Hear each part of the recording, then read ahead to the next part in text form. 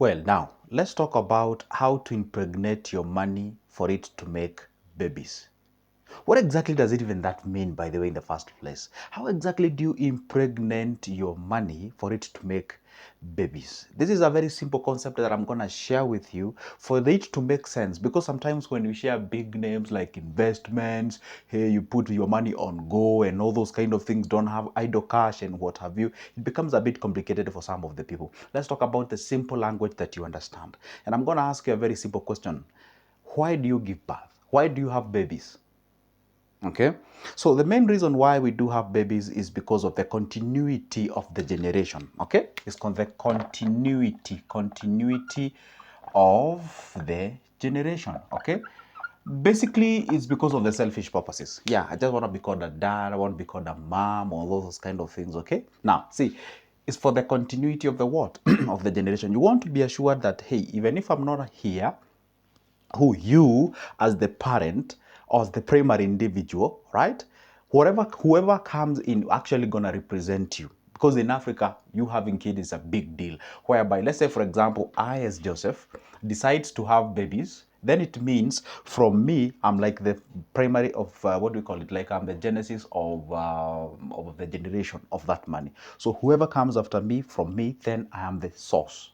So the reason why we do have kids is because of the continuity of the generation. Now, see, do you even know that also money, guess what? They love to make babies. They love to make babies. And how exactly do they make babies? Now, is by you impregnating that money. Then how do you impregnate the money? Let's look at the concept of making a baby. The concept of making a baby, basically, there must be two parents meeting somewhere. So therefore, then it means, what do you do then for the money to make babies on the same regard? Therefore, it means you have to provide a netting, you have to provide a netting structure. You have to provide a netting structure. In short, how do you take your money to a maternity? How do you take your money to a maternity? All right? How to take your money to a maternity? On this concept. The moment you wake up early in the morning, you go to do that what you do. Either you are employed or maybe you're running your own business. That means that you have to be there actively. You know, there is that money we say that is a sweat money. Is a money that you have been engaged. Is a money that you have exchanged your time, your energy, your expertise, your skills to earn that specific coin. That money, it's so dear. Do you know why you usually feel pain when you're buying something? It is because you're buying with money that is so much active from you. You actually, it's like you're buying anything and everything from your sweat. Now, what do you do so for you to be able to detach your feelings and emotions from that money? That money that you get from you actively engaging in something, that money, we call it primary money. It's called the primary money. That is the primary generation, okay? That is the primary money. Or in other words, we can call it, that's a parent money. That's a parent money. Now, what do you do with the parent money? Now, anything that is a parent, it is fertile and is viable, you actually take it to a maternity. You take that money to a maternity for it to pregnate and give it a little bit of time, because even if a human beings get pregnant, you're going to give them at least months for the gestation period. Now, the gestation period here of the money, the gestation period of the cash, depends with which maternity you pick. You get what I'm saying? Now, the gestation period, that money that will take when you take it to a maternity, depends. For example, if you pick a maternity called stocks, if you take a maternity called stocks, then that gestation period, you have to make it a little bit bigger or longer for it to actually realize a profit. And again, if you take that money or the primary money that you have actually sweat to make it, you take it to a maternity, let's call it a money market fund, because that's a maternity. You see, that one can actually function as a short-term, medium, or long-term. If you take it to a maternity called T-bills or T-bonds, then it means that maternity can function as long-term as well as short-term, depends on which one you pick, and many others, the rates, the whatever, all those methods of investments. That is what we call the maternity, where you take your money for it to actually achieve. That's what we call the gestation period. And guess what happens now? That money will be able to make the babies. Now, you take this primary money. Obviously, you don't take all of it. See, You take a fraction of it, of which we recommend at least 20% of it, you put it in a maternity, in any formula or on any vehicle that you would like to use as a maternity, or the netting place where that money can actually be able to make some babies. And this is what happens. Now, the primary money, for example, let's say you take primary money, like 50, 100, 300, or whatever the amount of money that you have, you put it in a maternity, which is giving you something like 30%. 30% is the number of babies that actually money can actually give you based on the maternity that you give that specific money. Therefore, say it gives you that like that 13%. So 13% of say 100,000, that's a 13,000. This is what I'm going to show you here step by step. Now, let's say you put that 100,000 somewhere in a maternity, be it that of investment, and is giving you 13%, and that 100,000, this is the 100,000 of your savings, or the primary money, should I say, primary money, okay? You put it in a maternity here, let's say it's an MMF, okay? It can be any maternity that you pick.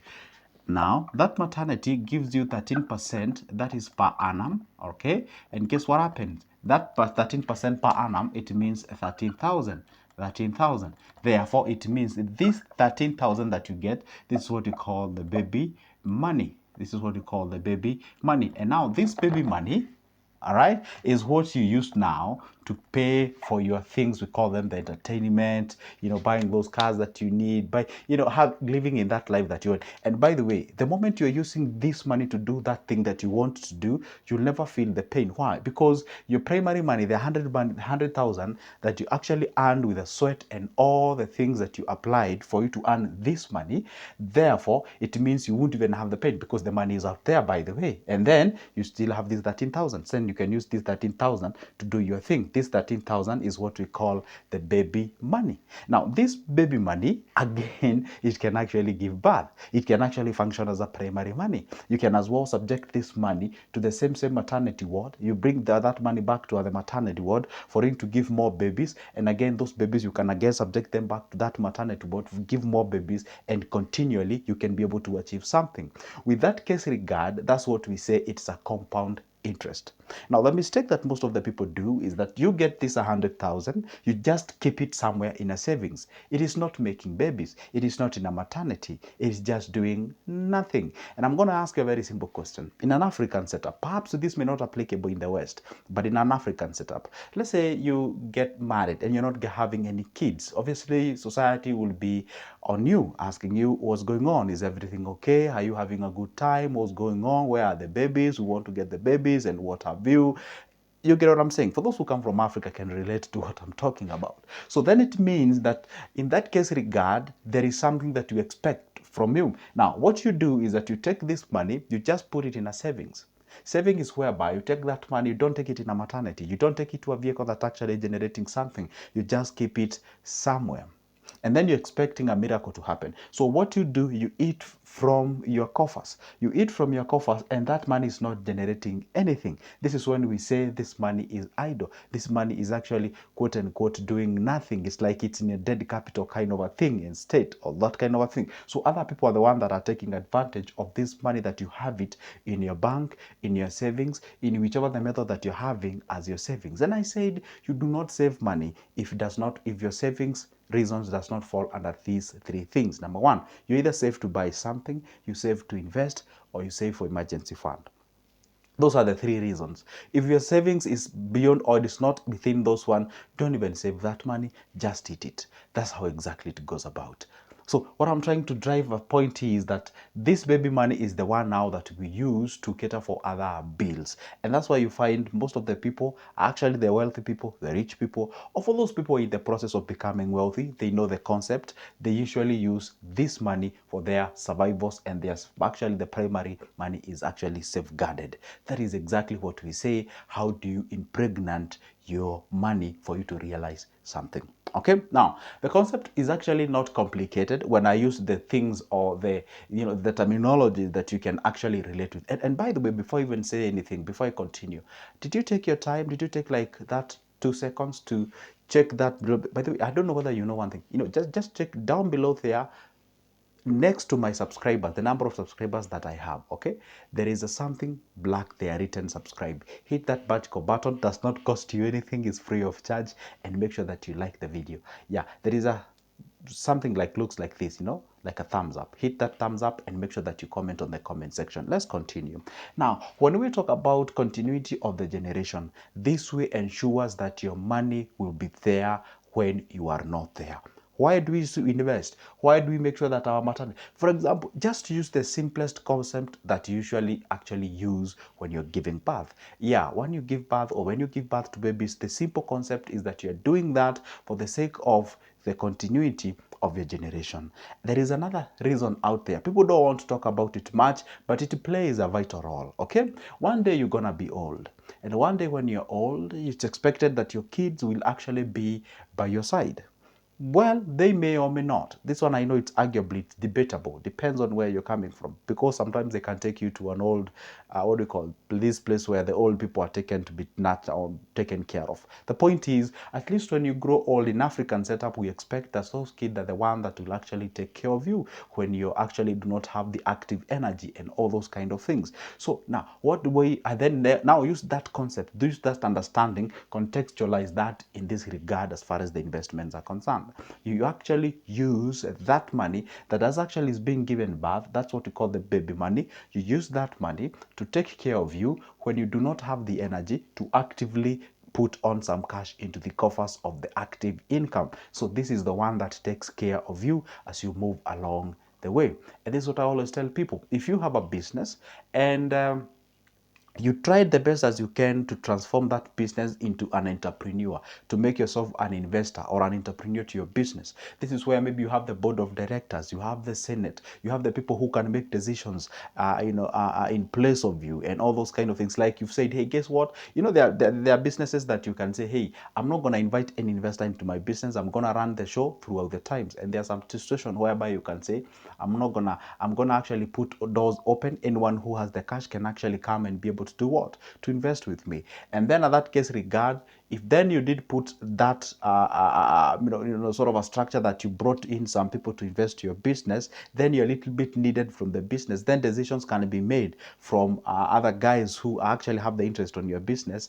That's where we say you are an entrepreneur. And that case regard, we say, hey, guess what? You actually laid some structure. But now if you decided to run the show throughout the times, and here you are, you're becoming older and older, you cannot be able to even do anything. It becomes very hard for that business. There's some of the businesses actually, they need you to be there at all the time. For those who run the business know that. You cannot even get out of that business within even an 1 hour, even a day. You cannot afford to do that. So if the business is that kind of a thing, then try to get the cash flow from the business. Try to transform that money into the maternity ward. Situation whereby you're actually putting yourself, maybe say, into the real estate, into the soft assets, and all those kind of things. All those are actually what we call the maternity wards, where this money actually make you some cash as you move or progress to the next level. So that is it, guys. Don't forget to always leave a comment on the comment section. And by the way, did you benefit out of this video? And if you did, then go ahead and like the video, leave a comment on the comment section, and share this video if you're in a position to share it. Share it with your group, share with your the church group, share it with your groups on WhatsApp and whatever the places it is. Send them the link, let them know this message, because we were never provided this information when we were growing up as far as the finances are concerned. And I do believe we can change and transform. It is not too late, it's never too late, and we can share this information. And you know what, guys, even to kids, it may be very hard for this concept for them to comprehend, but if it's possible to as well inculcate this culture of investment, the savings, the financial management and financial understanding, financial know-how to your kids, can be a very, very, very, very great thing that you can be able to do, so that we can transform overly our society. For now, it's a goodbye. And don't forget, if you'd like to have a conversation with me, my number is always on the description of this specific video. You can grab that number, shoot me a call, or can actually grab that email, shoot me an email, and then we can have a conversation for just a cup of coffee price. For now, it's a goodbye, and see you in the next one.